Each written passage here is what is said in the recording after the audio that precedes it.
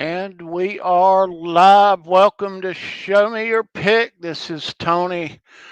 It is August the 8th, 2020, 4:09 Eastern in the afternoon. We got a good show on tap for you today. We're going to be talking about Ozzy, Black Sabbath. Um, we're going to be talking about a lot of stuff. Ozzy cast a big shadow. Um, and we got lots of Ozzy Sabbath stories to tell. Steve does. I'm going to bring Steve in now. Please welcome the legendary rock journalist, the one and only Steve Rosen. There he is.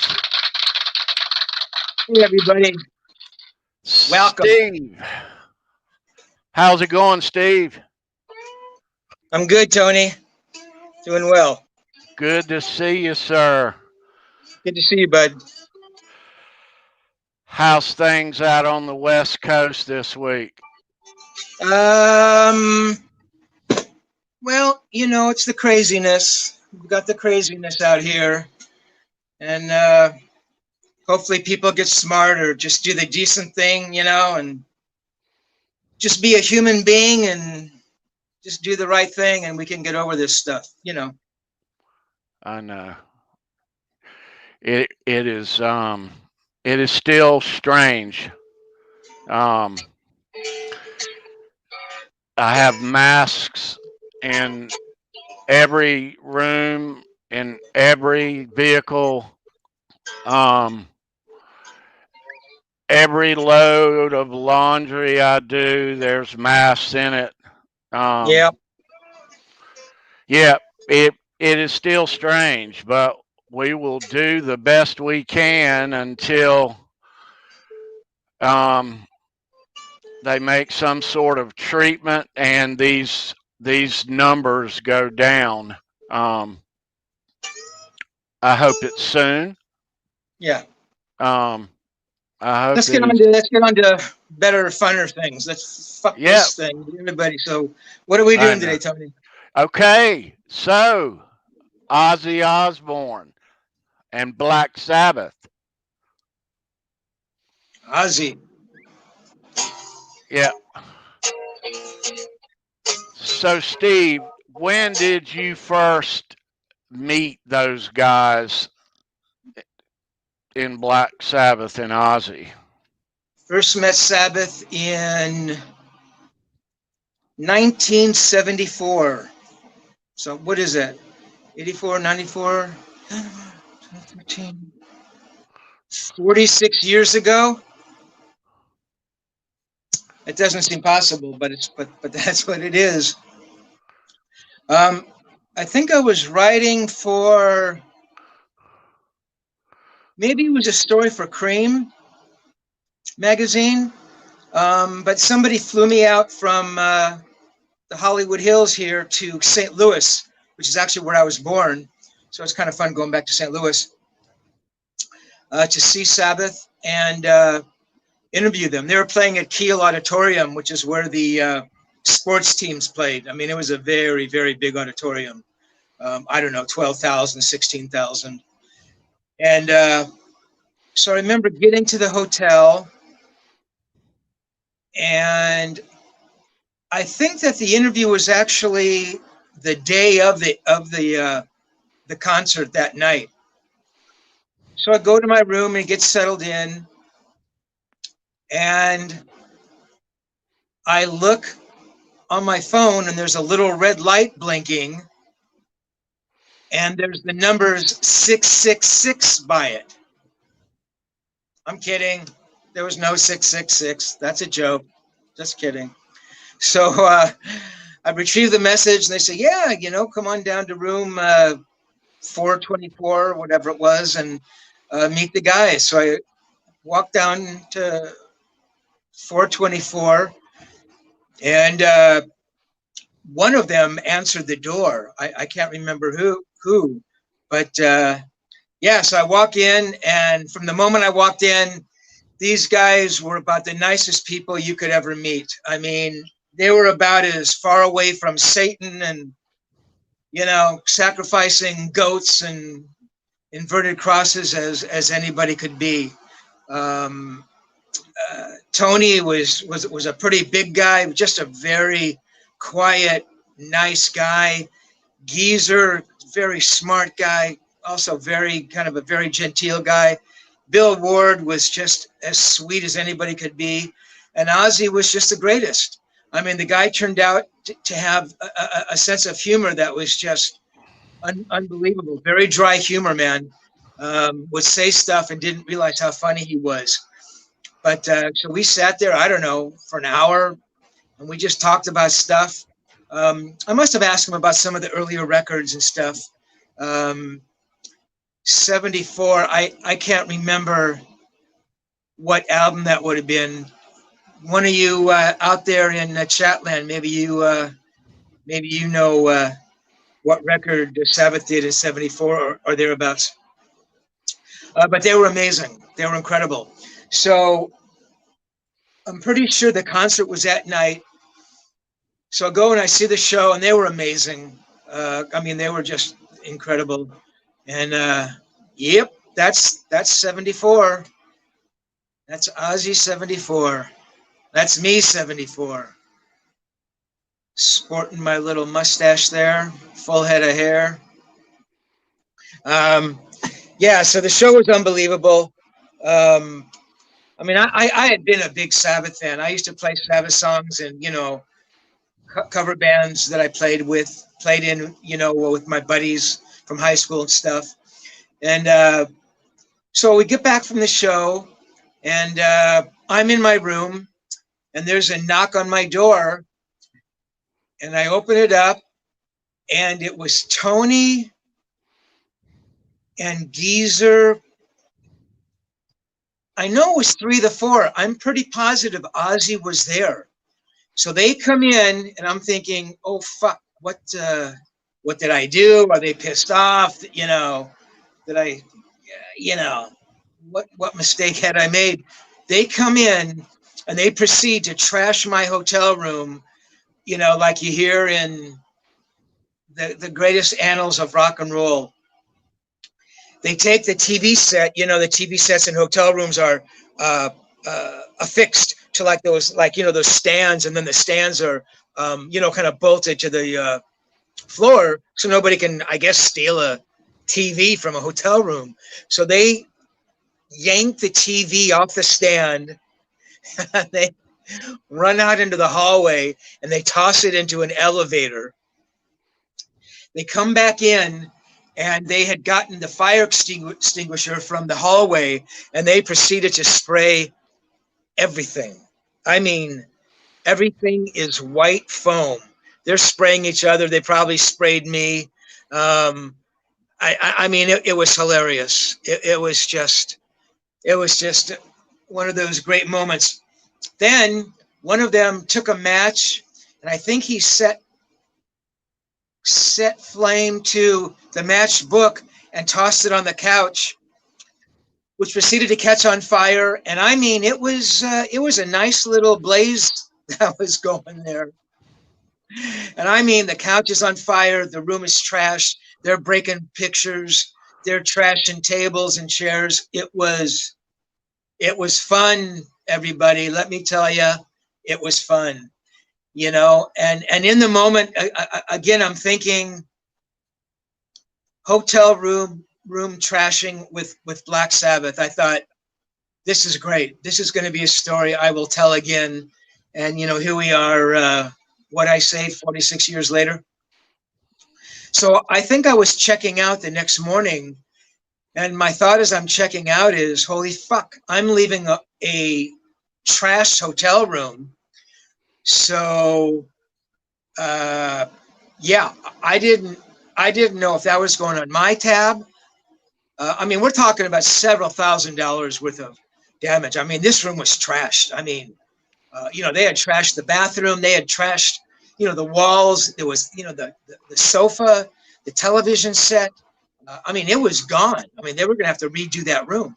So I thought, well, you know, either I'm going to have to pay for it, and I didn't have the money to pay for it. You know, I was just a poor little rock and roll writer making, you know, $75 a story back in the day. Or the magazine was going to have to pay for it. And that didn't make me happy either, having to tell the magazine, look, you know, Sabbath trashed my hotel room, you know, you got to pay for it. So I'm going to check out, just waiting for them to say, yeah, you know, you owe us, you know, $2,900.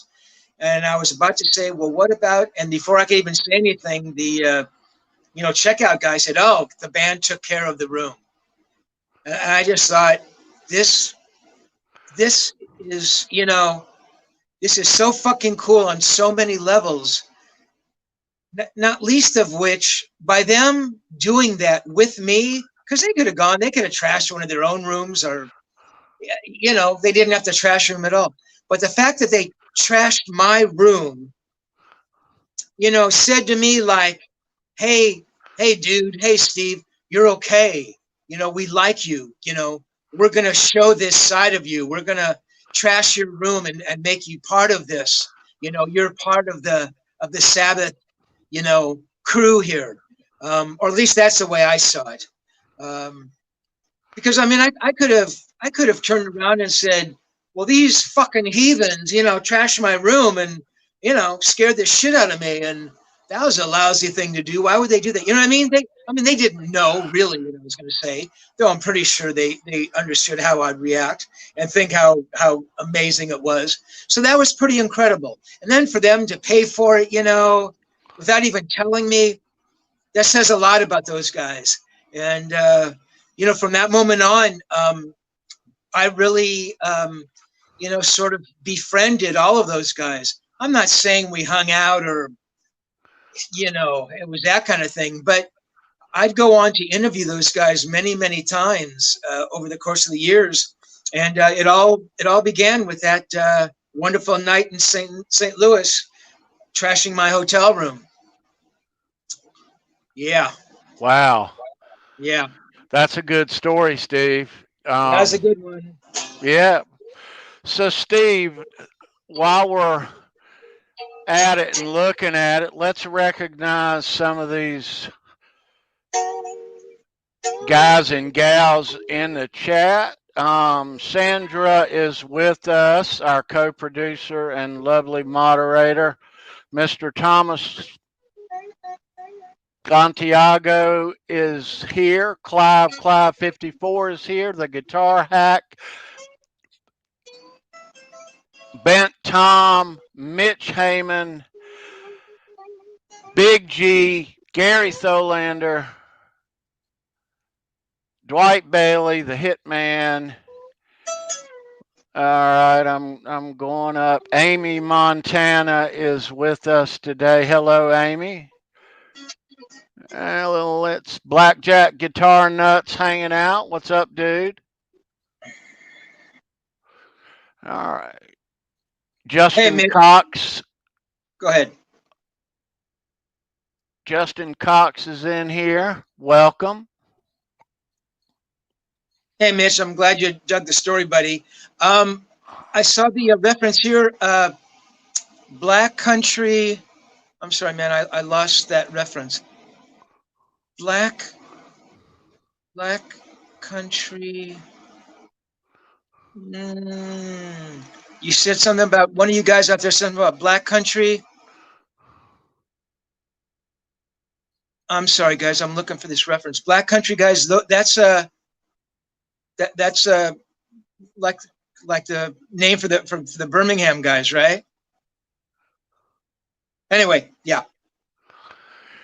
All right, so Steve, we got a guitar pick that we are gonna give away later in the show.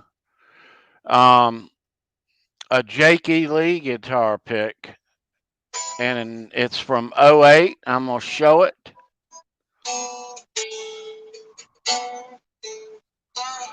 All right. Cool, man. So it's one-sided. Thanks, Clive.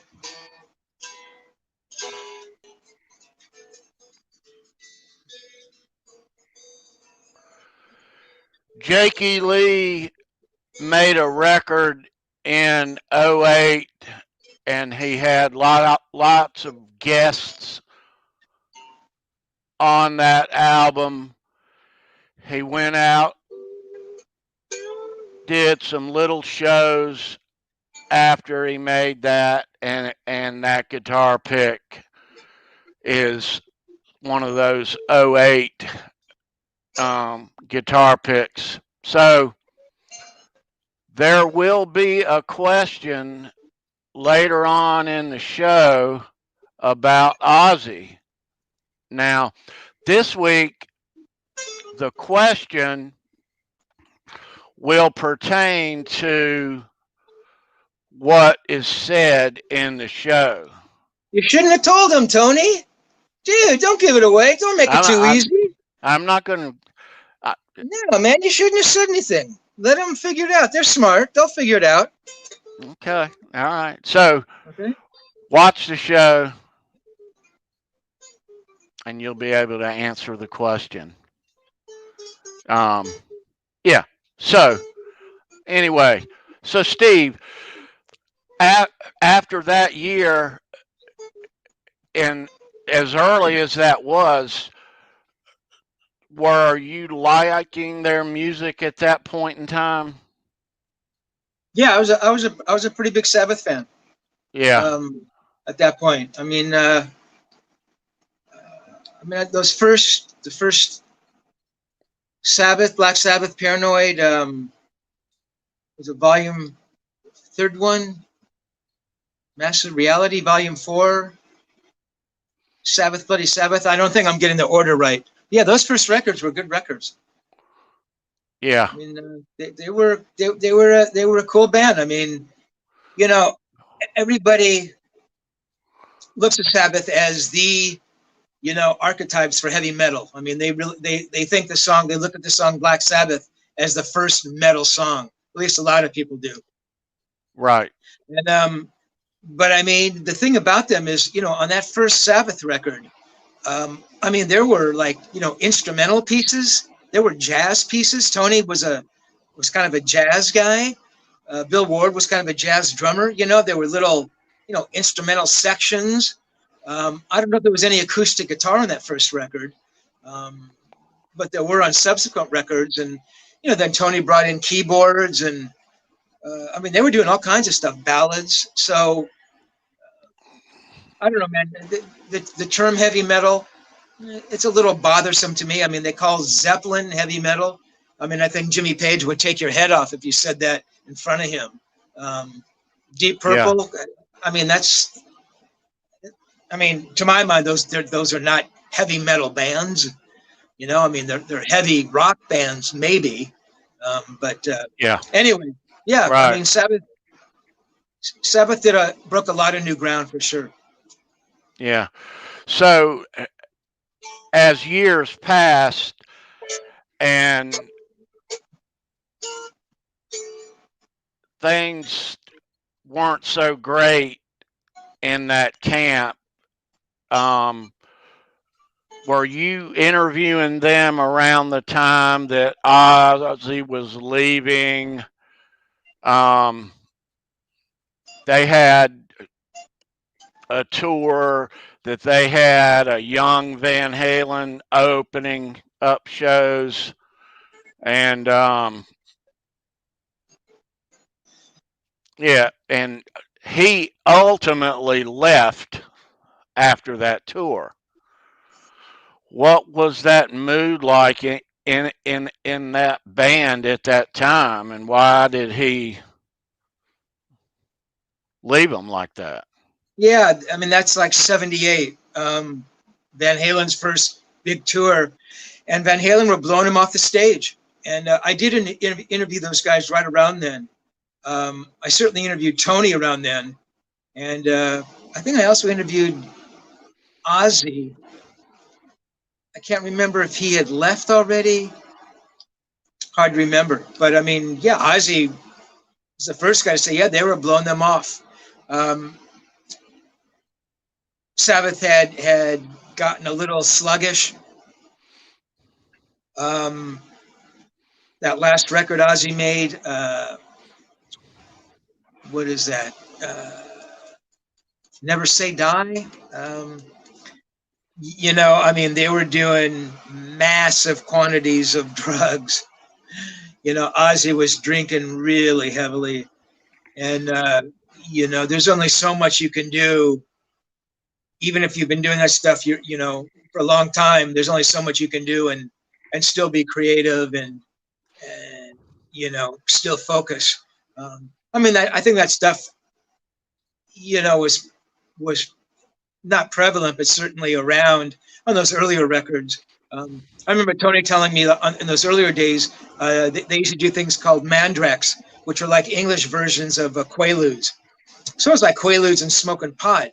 But I mean, you listen to those records, those early records, and you know, like we said, I mean, they were pretty profoundly creative. But in point in time, the drugs caught up with them. You know, Ozzy had enough. He even was wearing a shirt called with Blizzard of Oz on it, which was kind of the writing on the wall, right? And yeah, so Ozzy left, and the band brought in Dave Walker, who was a singer from Savoy Brown, who didn't work, obviously. And then they came on to Dio, and funny enough, it was Ozzy's wife. Oh my God, I'm sorry, guys. Sharon, who suggested Ronnie. You know, for all the hoopla that happened afterwards, and oh, Ronnie's this, Ronnie's that. I mean, she suggested Ronnie. Tony had heard of Ronnie, and they met at some party, and yeah, brought Ronnie on. Ronnie was the antithesis of Ozzy. I mean, I'm sure some people know, or maybe a lot of people know. You know, Ozzy never wrote a song. He never wrote a lyric. He never wrote a chord change. Ozzy came up with melodies, and you know, Geezer wrote all the lyrics. So you know, Ozzy wasn't a songwriter by any stretch of the imagination. Where Ronnie wrote lyrics and you know had melodies and had arrangement ideas and had guitar part ideas. Was a workaholic. Was very focused. So when he came into the band, I mean, it was like a breath of fresh air for all those guys. You know, to have somebody so motivated and kind of, you know, looking forwards.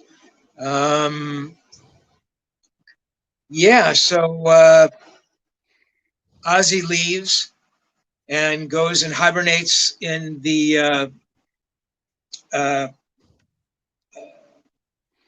Le Parc Hotel. I don't know if it was a week or 2 weeks or a month or something. Ends up spending 90 grand on coke and booze, and he's in very bad shape. And Sharon, you know, comes to his rescue and you know, gets him together, and you know, Ozzy starts his solo career, and we all know what came from that. So yeah. So she basically helped him get going out on his own. Yeah, she was very critical. You know, she started managing him. Her father was Don Arden, who was a very heavy manager. I mean, this guy was a tough fucking guy, you know. That's who I was going to ask you. Who now? Yeah. He was the manager of Sabbath. Is that right? No, Her father. no. What was I don't he? think so. No, they had another manager, Patrick Meehan. No, they had some other managers that ended up ripping the band off. Turns out that they never owned their own publishing, and I mean, they really got ripped up badly.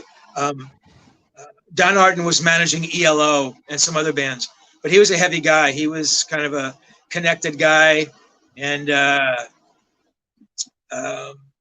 yeah. So Sharon, who was basically an office girl, said, "Hey, Dad, I want to take Ozzy and take him under my wing and manage him and do a thing with him." So she did, and to her credit, I mean, she turned him around. She said, "Hey, go find a band." I think that's one of the first things she says, "Go find a band." So they went out and found Randy Rhoads, and I mean, Randy was like a godsend for them, and Yeah, absolutely was. So yeah, they. I mean, that was her doing. I mean, I have to give her credit for that. I mean, some of her business practices I'm not so sure about, but She's the brains behind it all there at the start, though. yeah, she was Yeah. definitely. Did you interview those guys in his solo band after he left Sabbath? Yeah. Randy and Rudy and these guys? Yeah, I did. I think I interviewed him a couple times. And I mean, he was great. I mean, the guy he was just the same. I mean, he adored Randy. I mean, he really loved Randy. I mean, Ozzy might not be the brightest light in the room, but he's not stupid at all. And he realized that Randy was the key to the future for him. So I mean, he had nothing but high praise for Randy. I mean, he loved Randy. But yeah, I mean, he got it together. I mean, he put together a really good band, and they had some really good songs. I mean, Randy, had great riffs, and I mean, it was a good band. Yeah, I think I interviewed Tony around that time, and I mean, I don't think he really had anything bad to say about Ozzy for leaving. I mean, those guys had been, mates for a long time, and it's just the way it was. Sabbath went on to do their thing with Ronnie, and Ozzy did his solo thing, and everything turned out relatively well. I'm going to fast forward here for 1 second. When is it? 5 years ago, 6 years ago? Although Sabbath did reunite for one or two shows many, many years ago. But they did that last tour, the End tour, and they did not include Bill Ward, which I thought was just the lowest, meanest, stupidest thing they could have done. I was actually talking to Bill quite a bit at that time. I was writing a book on Sabbath at that time, and Bill was kind enough. He actually lived out here. He lived down in South Bay, south of Hollywood. And I spent several days with him for hours at a time, interviewing him. So when this thing was going down with the Sabbath reunion tour, somehow I had gotten a hold of Bill again, and he was hurt, man. I mean, he was crushed by that. And Sabbath kept saying, well, Bill has been ailing and he's not healthy enough. And yeah, Bill had some health things, but he was more than healthy enough to go play drums for a tour. Tony was dealing with cancer, and Tony was up there doing it. So, Bill certainly could have done it. And I certainly don't know every detail, but I'm pretty sure it came down to money. They didn't want to pay Bill shit. And I don't know, man. I just find that a little reprehensible. You'd think that there'd be some honor amongst guys who had known each other that long, but there wasn't. And yeah, I it was a I shitty thing remember to do. reading about that. Yeah, Yeah. So I remember reading about that. Um, so when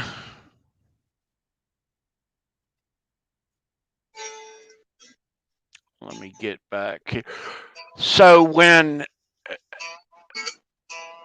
Dio hopped in the band, did you interview him in in Black Sabbath, Steve? that's a good question.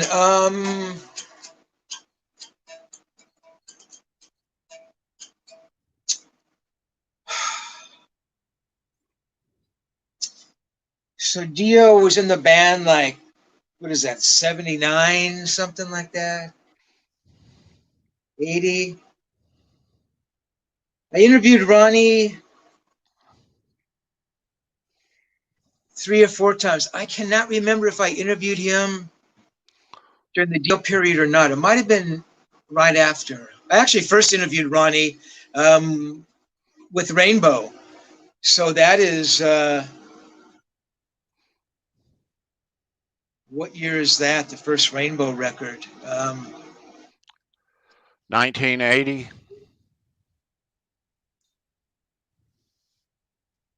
First Rainbow. Yeah, it could have been somewhere around there. Yeah, Richie left Purple somewhere around there. Um, so Richie was staying out here in Oxnard, which is a nice beach town. I'm going to interrupt myself here. Yes, man, that was taken at an interview at Le Parc with Tony and I. So I went out there to interview Richie, and Ronnie was there, and I knew who Ronnie was. I mean, I don't know if I'd ever heard him sing, or maybe I had. You know, he was in that band Elf, and I might have heard some of that stuff. But yeah, so I interviewed Richie, who was actually pretty cool for Richie. I remember there was this very buxom blonde walking around. Richie was partial to buxom blonde, so it's just buxom blonde is walking around while he was playing Jethro Tull in the background. Richie loved Jethro Tull. Um, uh, and yes, I interviewed Ronnie, and he was great. Just totally together, man, and professional, and wasn't like he was like, oh my God, I'm in fucking Rainbow with Richie Blackmore. I mean, Ronnie was never like that. For him, it was like, yeah, that's how they got to know each other. Elf used to open for Purple, and Elf were on Purple's label. Roger Glover produced, I think, the last Elf record, and that's how he came to. That's how Dio came to Richie's attention. But yeah, it was all just about business with Ronnie. I mean, he had a gig. I mean, he was prepared, and he was just a total pro, and yeah, so he was cool, and so I'm trying to think. I know I interviewed him after Sabbath, and they treated him. Hey, Dwight, thanks, man. Ooh, look at yours. I'll trade you, bud. Uh, I mean, they treated Ronnie pretty badly. They used to call him the midget. Ronnie's a very small guy. I mean, really, really small guy. And they gave him a lot of shit. Um, yeah. So I thought that was a little unfair. But Ronnie was great. And a little side note here. Ronnie's passing a while ago was horrible. I mean, it was really terrible. What I found is that everybody all of a sudden is now a huge Ronnie Dio fan. Oh, I loved Ronnie. I loved his singing. He was such a great singer. And, you just never heard these people talk about Ronnie Dio before his passing. And all of a sudden, Ronnie's gone, and I'm not saying they were jumping on a bad bandwagon, and they probably did dig his singing. I just find it a little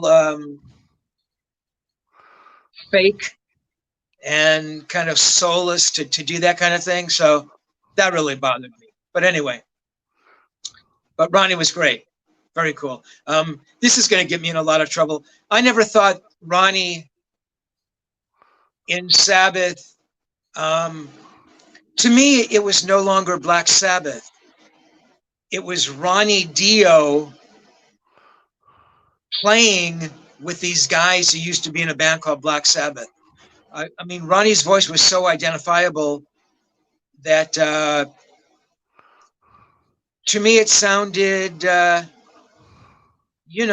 like a Rainbow record with Tony Iommi playing guitar, which isn't to say that the songs weren't good and the records weren't good. To me, it just wasn't Black Sabbath. I don't think it was as good as the Ozzy records, but that's just me. So yeah, but Ronnie's great, and he's sorely missed. Yeah, he is. And there is opinions on which era is liked better. Me personally, I like them both. The original is the original, sure, but I I like Ronnie's era. I can't say I don't. Yeah. So when years passed after that, Steve, and there was a accident and Randy passed, how long after that did you interview those guys or Ozzy? Again, hard to remember exact dates, but I certainly talked to Ozzy after Randy's passing, and yeah, he was bummed. It's funny, and in fact, I said something, and I think about it now. You know, maybe I felt comfortable enough with Ozzy to say this because I think about it now, and it's a little bit of cringeworthy stuff. But I remember saying to Ozzy, I said, Oz, I says that's strange because it seems like it's you who would have been on that plane. And he goes, yeah, man, yeah, right. I would have been on that plane. You're right. It should have been me. Not that it should have been, but Ozzy's the kind of guy who would have would have been on the plane. Because I think the guy was actually, I don't know, he was doing some stuff he maybe shouldn't have been doing. There's a lot of controversy over how that crash really did happen. But I think there was some kind of pilot error. But yeah, Ozzy was destroyed over it. He just said his rapport with Randy was so close, and all that stuff. And yeah, I mean, the thing about Randy is, so he's coming out of Quiet Riot. And again, I'll get in trouble for this, but I always thought Quiet Riot with Randy Rhoads was about the most marginal band I'd ever heard. I had seen Randy a couple times with the Quiet Riot at the Starwood, I think. Randy's, still playing his Les Paul, and they were just, wow, they were just so mediocre.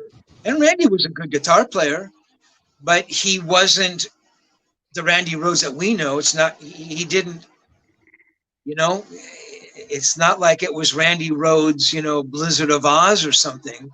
I mean, he was a good guitar player. But somehow with Ozzy, I don't know if he, stepped up to the plate or I don't know what it was, playing with Ozzy, but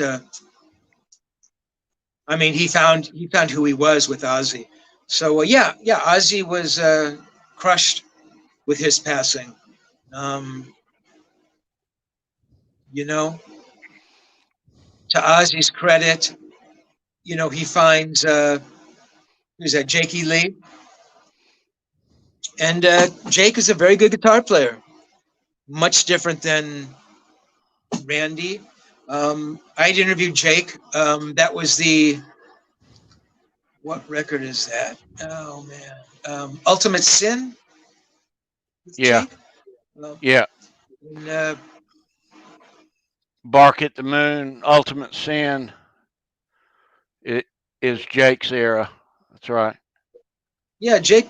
I mean, Jake made some good records with Ozzy. Jake was cool. Jake could be a little strange on any given day, but our interview, he was very cool. Um, and then down the road, Jake leaves to do his own thing. And who is it that comes in? Is that Zach comes in? Yeah. So Zach comes in, who loved Randy, and again, totally different guitar player, way more blues based than Randy, but he was perfect for Ozzy. I mean, played those riffs great and came up with great heavy riffs. Man, and his look was was pretty heavy. Zach is another very good guy, very nice guy. Uh, you see him, you see the big Viking character with the beard and the tats and the big arms and stuff, and Zach is a riot. I mean, Zach. Zach would do videos, when he's like lifting weights in one hand and be drinking a beer in the other. I mean, it's just a riot. Um, his wife, Barbara Ann, who I believe is his manager, very sweet woman. Um, they had a garden, and so Zach goes out there and he kind of, urinates on the garden. I mean, it's just a fucking funny guy. I had seen one of their rehearsals. This is when Zach is doing his own thing with the Black Label Society, and I watched one of the rehearsals, which was pretty remarkable.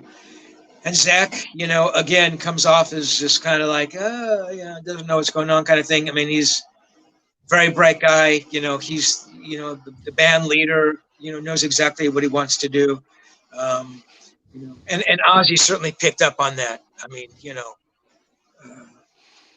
Zach was together and he may have been drinking and stuff like that, but it was always controlled kind of stuff. And yeah, very cool. And then Joe Holmes comes in for a little period there around 95. Joe was an astonishing guitar player. I think he took lessons from Randy for a little while. So Joe had it all. I mean, he could play that, that remarkable stuff Randy could play, and Joe had these unorthodox things he'd play, and oh man, amazing guitar player. Spent some time with Joe. Went out to his house, became friends for a little while there. Go out to breakfast, and Joe was always working on music. And hey man, check this out. Check out this solo, man. I'm using the PAFs with the rap tube screamer, and I'm playing the inverted four. I mean, that's all Joe ever did was play guitar and came up with riffs and stuff. So that was cool. And then Zach got back into the band, and yeah, that's kind of where we are now. Cool. Steve, we got a couple more in the chat. Ben Coombs is here. Howdy, Ben. Lenny Lou is here. And Mary, how you doing? Dog Puzz in here. Howface is here. Da, da, da, da, da. Let's see.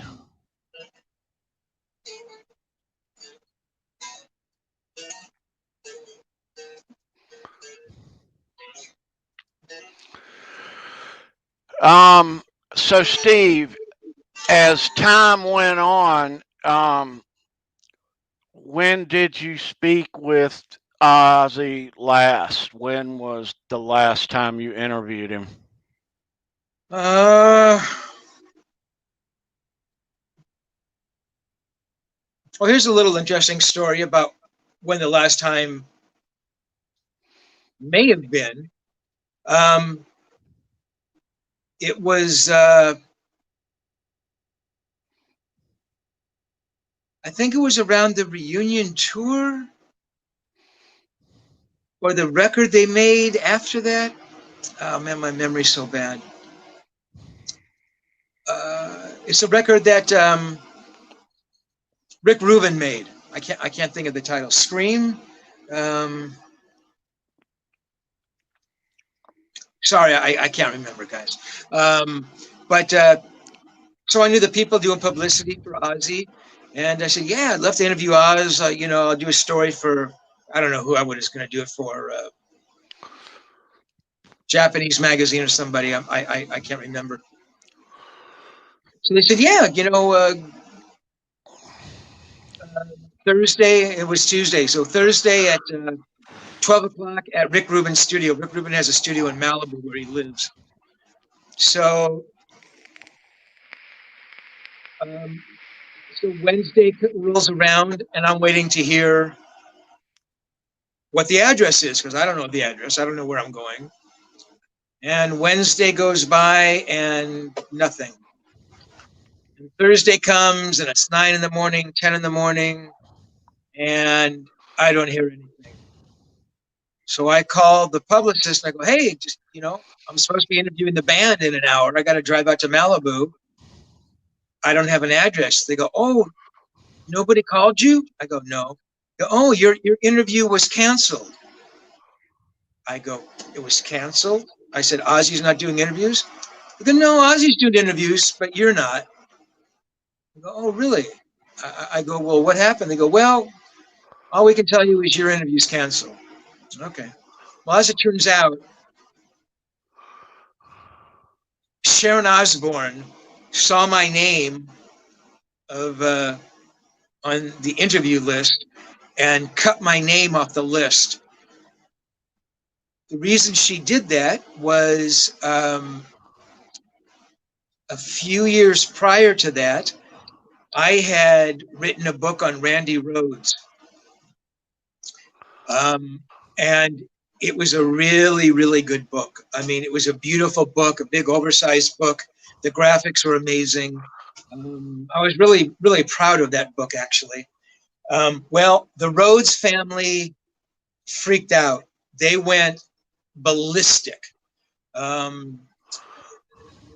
They said that the publishers, you know, had obtained photos and information that they shouldn't have, that they hadn't asked the Rhoads permission. None of this was true. The Rhoads family were upset because they had never put together a book on Randy, you know. And the fact that this book had come out was so really, really cool. It just made them crazy. So they went after the publishers, and, you know, I was a sort of I was collateral damage from that.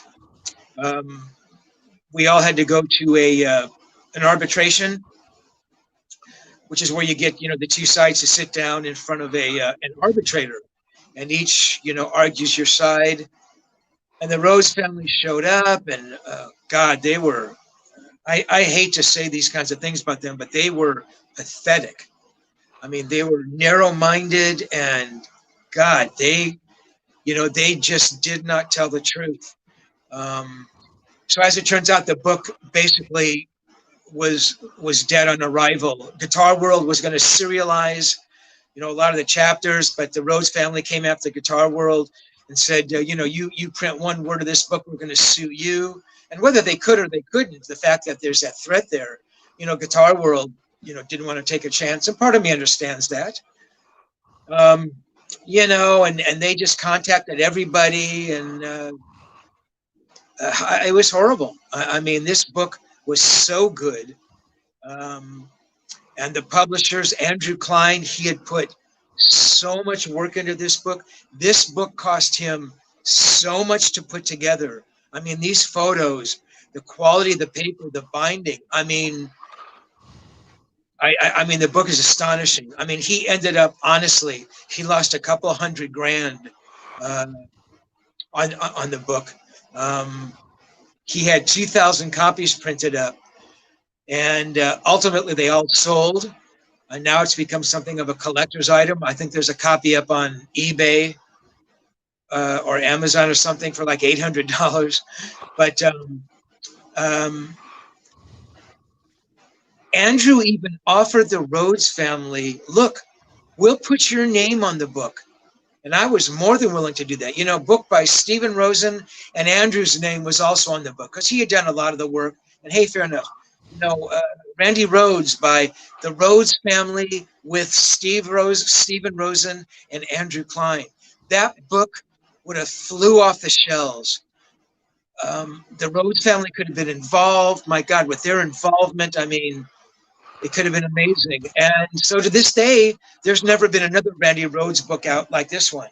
I mean, I can honestly say there's been a couple of Randy Rhodes books out, but nothing like this book. I mean, it just wasn't. I mean, I interviewed all kinds of people, you know, who had played with Randy, and, you know, all the Ozzy interviews I had, along with all the graphics, and it was amazing. So Sharon Osbourne threatened to sue Andrew Klein. And again, you know, I was a byproduct of that. So she sees my name on that list. She goes, fuck Steve Rosen. He's not going to interview him. I just thought that was just like the lowest, small-minded, petty things. Sharon Osbourne really is going to take the time to cross my name off a list so I can't talk to Ozzy Osbourne. In my defense, I guess I should be happy that, you know, on some level, she saw me as enough of a, I don't know, threat or an enemy that, you know, I was worth, you know, crossing off the list. I mean, if I was a nobody, you know, she might have just let me, you know, interview Ozzy. And I'm sure that Ozzy never even saw the list. I'm sure Ozzy never sees interview lists. I'm sure Ozzy would talk to anybody on any given day.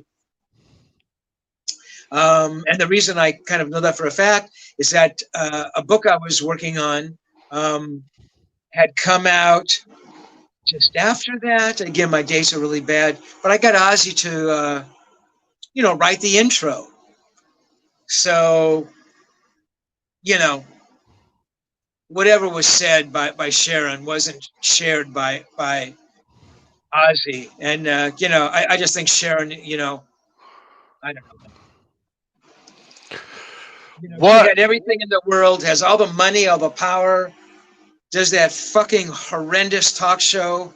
And, you know, she had to cross my name off just to show she had that control. You know what I mean? With her, it was all about control and power, which is why she wanted Ozzy for herself. She didn't want Ozzy and Black Sabbath because she couldn't control all that. But Ozzy, as a solo artist, she could control. So there's my Sharon Osbourne story. Yep. Yeah. What year was that book, Steve? The Randy book? I don't know, man. I want to say it was. Have you got a copy of it there? I do. I've got 2 copies. Show us, Steve. Well, it's downstairs. Do you want to hang on for 3 seconds? Sure. Okay, I'll be right back. Hang on. Sing a song while I'm gone, Tony. All right, will do. All right, so waiting on Steve, we'll have our giveaway here in a little while. Hope everybody's doing good this weekend. I know I am.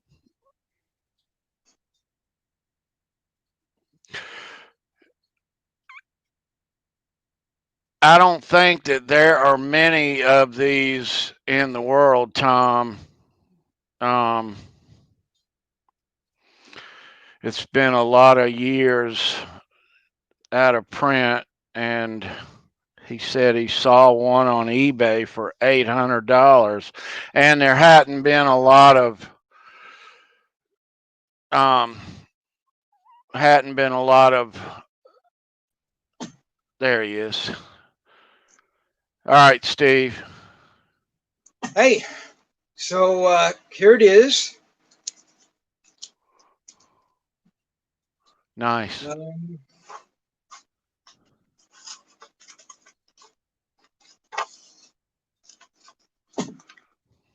Sorry.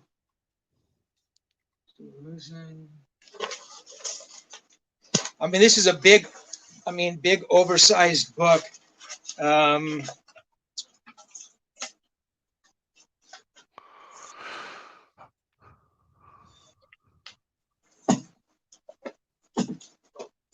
I'm just pulling kind of random pages here. I mean, he went and got photos from, all the best photographers who shot Randy. Niels Lozauer, who had amazing shots of Randy.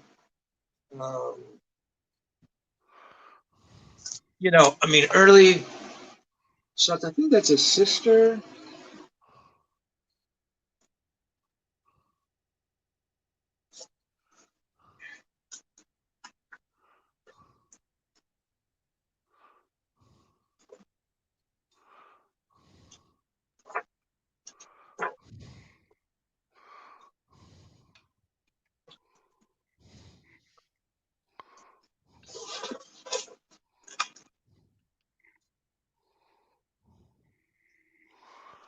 So anyway, man, that was a Nice. Randy Rhoads book.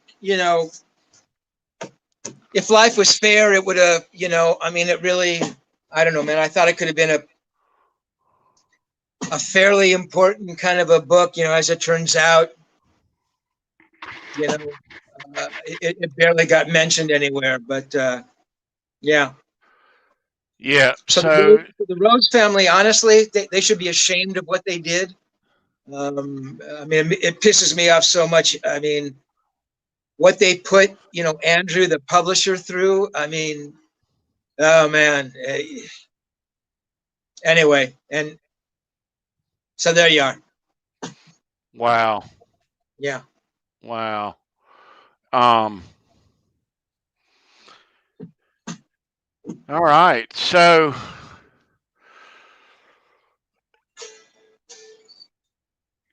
Zach Wild hopped in that band when he was a young guy. Steve, what's your take on Zach in that band?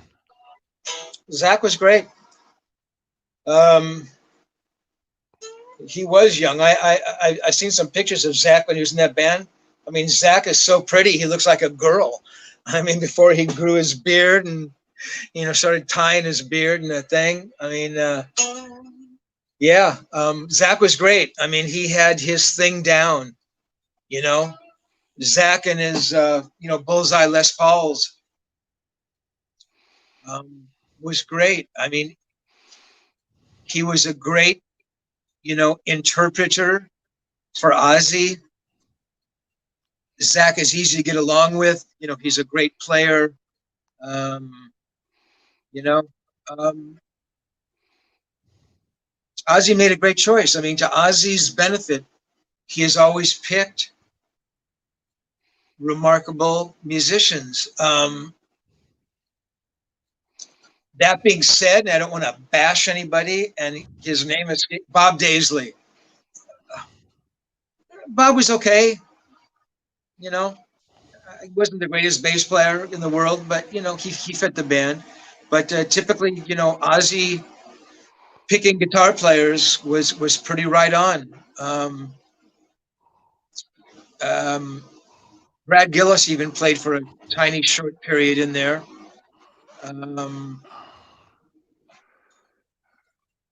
Yeah, Yeah. You know, Ozzy was a smart guy. I mean, he knew what he needed, and you know, he went out there and found it. Yeah. He did get some good players, really good players. Randy Rhodes, Brad Gillis, Jake. Um, Yeah, and there was yeah. another guitar player in there too, who played for a second. Somebody out there I know. I mean, I don't even. Joe I don't think. Holmes. No, much more obscure. Um, I don't even know if he ever played a live gig. I think he passed away as well. Unless The I'm getting my names on histories mixed up. the names on the what's Yeah, his name? I can't remember, but yeah. Blasco, is that his name, Steve? No, that was a bass player. That's the bass Um, player. can't remember. Let me Oh, I did. I do have one other Sabbath story. okay. Um, that same year, '74, later in the year, Sabbath played at the Cal Jam. That was that huge show out at uh, Ontario, the Ontario Motor Speedway, with Sabbath, Purple, and ELP. And I remember getting backstage to go say hello to Sabbath, and they remembered me from a few months earlier doing the interview, and those guys were so great. I mean, they were just so cool. I remember each one of them wearing these huge gold crosses. I mean, these crosses must have weighed 2 pounds. Not really, but I mean, there was a lot of gold in these crosses. You know, life had been good to them since they started playing 4 years earlier. Um, and I also remember the first time I had ever seen digital watches. Each of them had one. You know, it's just the red readout. I think when you pressed it, it gave the actual time, but I'd never seen anything like that. I thought that was just the coolest. And the other thing I remember is them having the biggest vials of Coke I had ever seen in my life. Normally, you see the little one. I don't know how much that holds. The little amber colored, you know. Don't all of you say you don't know, because all of you know those little amber vials of Coke. Well, these were like 3 times the size. And I just thought, holy fuck. You know, they didn't do it in front of me, but I was thinking, how can you do that and then go out and play? I just thought, I mean, you have to be so comfortable, being on stage and playing that music that it becomes muscle memory, which it does. That's what happens to these guys. But I remember talking to Tony right after that gig, not at the gig, but months later or the next time I interviewed him, and him saying that they hadn't rehearsed for months, that they did one little like practice rehearsal, and that's it. So can you imagine? I mean, getting up on stage. I don't know how many people were there. 200,000, 150,000, lots of people. Not having rehearsed but once, one little practice rehearsal. High on cocaine. You know, and it was really more the spectacle than the actual performance, uh, because they weren't perfect. But I mean, Ozzy's up there with his fringe, flying around the stage, and Tony's doing his thing. And there were some goofs. Bill Ward missed a couple fills, and I think Ozzy might have fluffed some vocals. I'm sorry. Yeah, Gus G played with Ozzy as well. Good call, man. Um, so it wasn't a perfect performance. Purple were, I mean, they were unbelievable. And kind of coincidentally, I just interviewed Ian Pace, the drummer, on Thursday, and I asked him about that gig. And the only memories he had is Richie being pissed off because they weren't supposed to go on until it was dark so they could use lights, and Richie being pissed off and and breaking the TV camera. But God, they were so good. Oh my God, Purple were good. And ELP were good. They were like the last band on. But I thought that was Purple's show that day. But yeah, I forget what the original question was, but yeah. Blackmore, you talked to him a number of times too, right, Steve? Interviewed Richie, well, that first time with Rainbow. Um, I'm sorry. I'm really getting this backwards. I must have interviewed him uh, right around the same time I interviewed Sabbath, first time in '74 for the Burn tour. I think they were playing in Milwaukee or the Twin Cities, St. Paul, something. I know I'm getting my states mixed up here. And I was a huge Purple fan. I mean, they were just an unbelievably good band. And so I flew back to St. Paul, whatever that Twin City is, Minneapolis. Um, and I remember going backstage to interview Richie. And Richie was standing there um, holding a Strat. He was warming up and he had his foot up on this little practice Fender amp. And,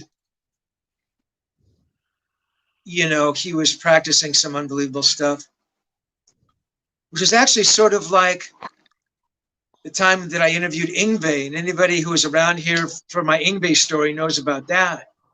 So Richie was kind of playing, and I remember asking him a question about, I don't know, playing with Glenn Hughes and David Coverdale, that must have been different than, Ian Gillan and Roger Glover or something. And he answers, he goes, well, yeah, it's all different because, the bag end of the fly shot over the moon was double time the cat's speed, and I don't know if I can keep up with that kind of thing with the turtle. And I'm kind of looking at him thinking, did I hear him right? Was the accent too thick? What, I ask him another question, and its response is, well, there's always the time when it comes to finding the answer that if you look too closely, you can't see it because the answer is not there in disguise. And in case you look for it, you might get lost. And then I'm thinking, okay, Richie is, doing his number. A couple of his roadies were around, and they are busting up. They're laughing. And, I'm realizing that Tony is doing this. It's like this English double speak where you don't say anything, but it's like you're saying something. And he kept doing that, and it just, oh man, one, it was embarrassing, which means, he thought I was a piece of shit, couldn't care enough to, even be civil. And two, I was just pissed off because, I'd flown all the way back there. I was a huge Purple fan, and I wanted to do a good interview with the guy. So it really pissed me off. So at some point I said, Richie, I flew all the way back here. I'm out here to do a story, and you're just, saying this kind of stuff and, whatever. So he kind of, cooled out a little bit. And I think I got a little bit of an interview out of it, but not much. So that's 74. The next time I interviewed Richie was 77, 75. It's a cover for Guitar Player. And I might have mentioned it before, but back in the day, Guitar Player was, they were kings. There was no other magazine around like it. If you were a guitar player, you wanted to be in Guitar Player magazine, and you'd fucking crawl over crushed glass to be on the cover. Well, Richie knew it was a cover story, and he was on his, best behavior, just like Frank Zappa was. I've told those stories about Frank being a total dickhead, and when I interviewed him for Guitar Player, the guy was totally cool. Well, Richie realized it was the cover Guitar Player, and he was cool. It's a really good interview, and talked all about the early records, and it was cool. Then I interviewed him for the Rainbow interview, and he was okay. Then I interviewed him years later when he'd had the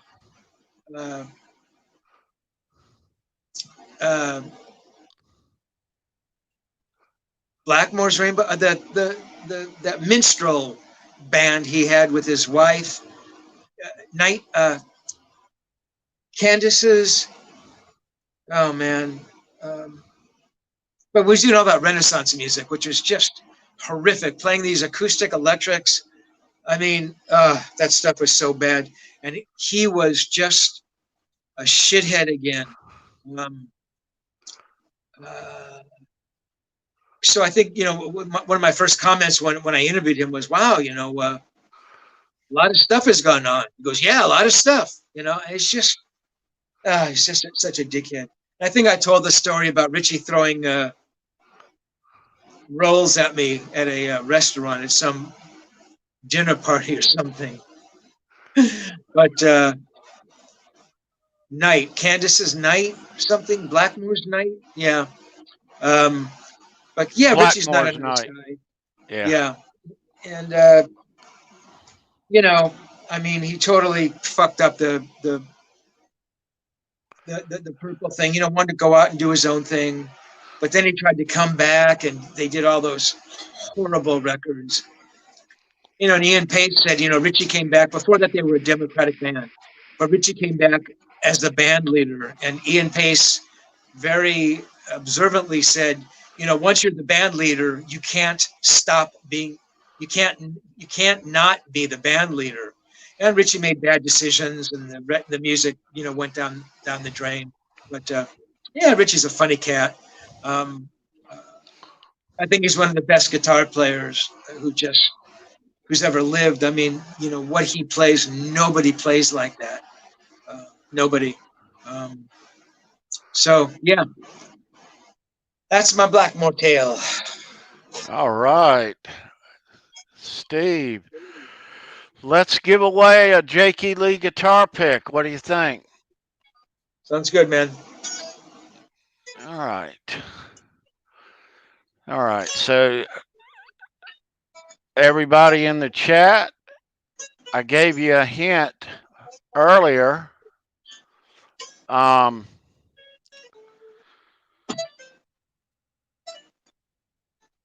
question comes from earlier in the show. All right. So if you were watching and listening, you'll know what the answer is. It's a two-part question. All right. I need a year and a city. Year and a city. I'm going to put the question up on the screen. Whoever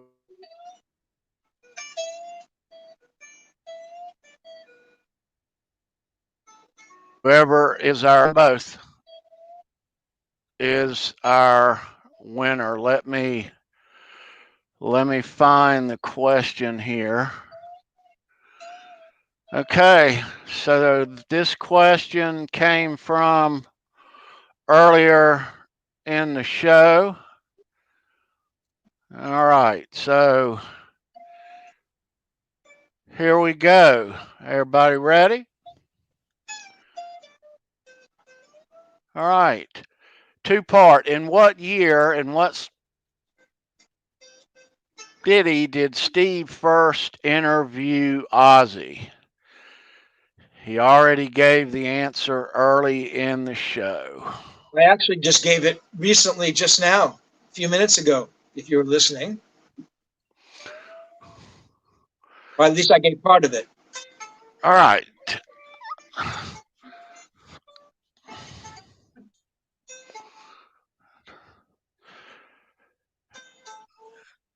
All right. The year and the city. The year and the city. The year and the city. All right. Answers are coming in. That's funny, St. Paul. The answers are coming in.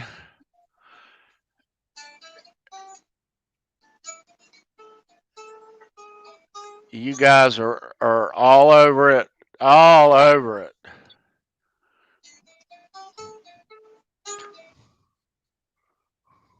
There it is. Okay, there it is. Mike Neese is the winner. Nice one, man. Nice, nice. Way to go, Mike. Very good. Sweet. Let me see here. So,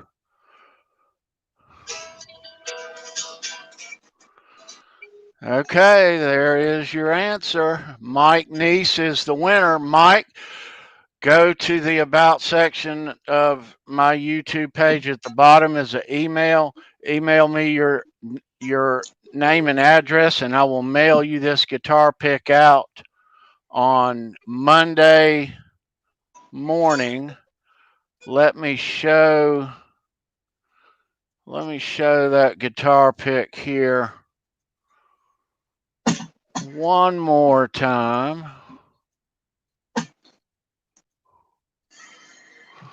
All right.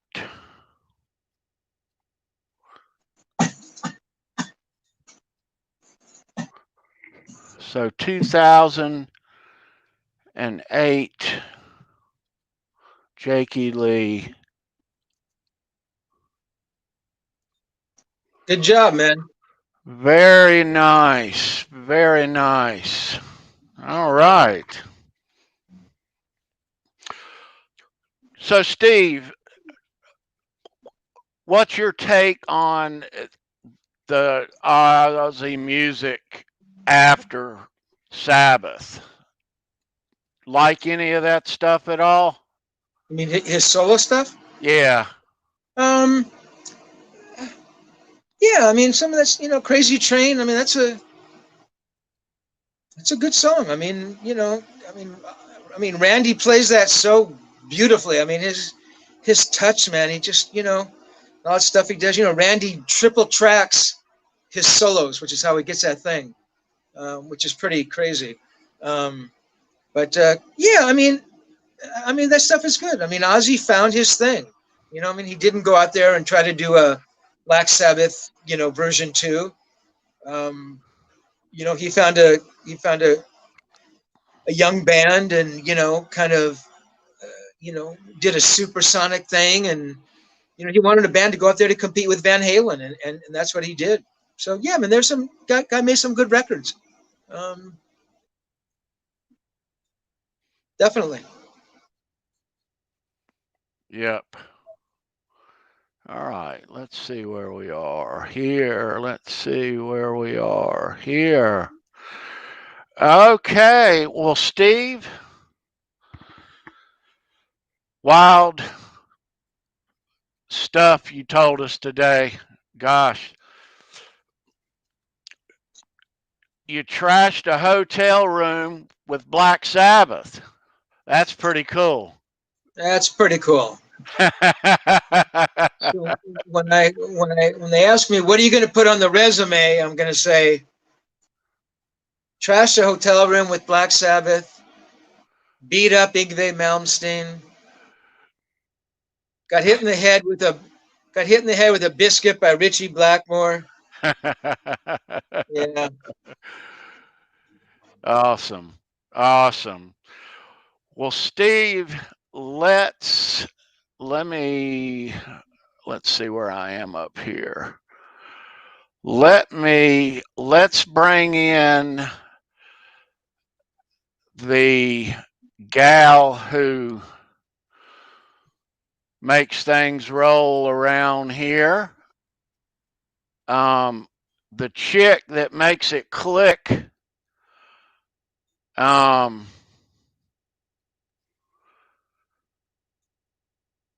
Our very lovely co-producer and moderator, Sandra Pokorney. There she is.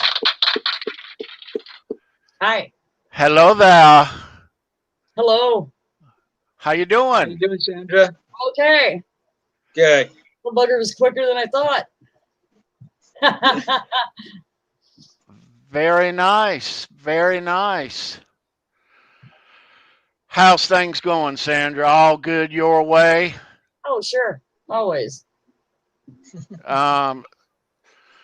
Everybody check Sandra's show out here in another hour and a half, the communication breakdown. Did you name your show? I'm sorry, Tony. Did you name your show after the Zeppelin song? Or it's just. Yeah, I did. Oh, you did? Sure, I did. But it's also a great title for a live show that's talking about talking to other artists. I get it. Very good. It is a breakdown of communications. I got it. Yeah. But definitely after Led Zepp. Cool. One of the best bands ever. So you have a good guest on your show later. Who might that be? Yes, we have the Emmett Bird coming on. With his owner, of course, Quentin fucking James will be there, but Quentin James. Oh dear Lord. That's gonna be a good show. It should be, yes. Gonna have lots of fun. We'll I've all never be interviewed there. a bird before, so it'll be neat. We will all be there. We are also having a giveaway with not just one prize, but the lucky winner will walk away with 3. Nice. Nice. So tune in. Got to be a subscriber to win, so make sure you're subscribed to mine and Gary's channel. Cool. Cool. And while you're at it, click all the links in the description down below and subscribe to Fruitcake Tony and Steve Rosen for more cool content just like this. Awesome. Guys and girls, we appreciate you coming out, hanging out with us today. We'll be back. We shall be back next week at this same time. Me, Steve. So have a great week. Steve, you guys hang out backstage a moment. And let's see here. Yes, I gave Quentin a reminder. All right. So, okay. Thanks for tuning in, chat. All right. Have a great week, everyone. All right.